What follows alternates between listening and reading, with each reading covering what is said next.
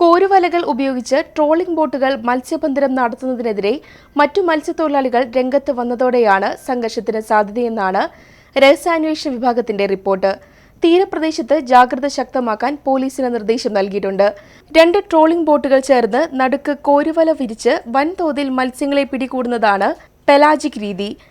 കടലിലെ മത്സ്യസമ്പത്ത് പൂർണ്ണമായും ഊറ്റിയെടുക്കുന്ന തരത്തിലുള്ള ഈ മത്സ്യബന്ധനത്തിനെതിരെ പരമ്പരാഗത മത്സ്യത്തൊഴിലാളികൾ നിരവധി തവണ പരാതിപ്പെട്ടിരുന്നു.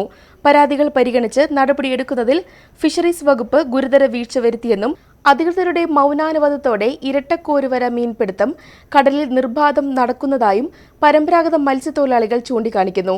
കടലിൽ ഇത്തരം ബോട്ടുകൾ കണ്ടാൽ തടയുമെന്ന നിലപാടിലാണ് പരമ്പരാഗത മത്സ്യത്തൊഴിലാളികൾ.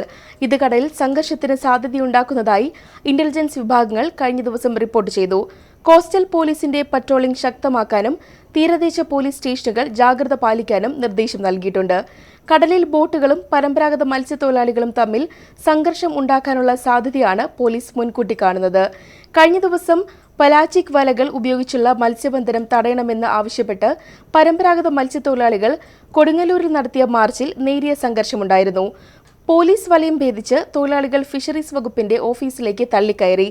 പെലാജിക് വലകൾ ഉപയോഗിച്ചുള്ള മത്സ്യബന്ധനത്തിന് നിയമപരമായി തടസ്സമുണ്ടെങ്കിലും കടലിൽ ഇപ്പോഴും ട്രോളിംഗ് ബോട്ടുകൾ ഈ രീതി പിന്തുടരുന്നുണ്ട്. വലിയ കോരുവലകൾ ഉപയോഗിക്കുമ്പോൾ മത്സ്യക്കുഞ്ഞുങ്ങൾ പോലും ഇതിൽ അകപ്പെടുന്നത് ദീർഘകാല അടിസ്ഥാനത്തിൽ കടലിൽ മത്സ്യത്തിന്റെ ലഭ്യത കുറയാൻ ഇടയാക്കുമെന്നാണ് പരമ്പരാഗത മത്സ്യത്തൊഴിലാളികൾ ചൂണ്ടിക്കാണിക്കുന്നത്.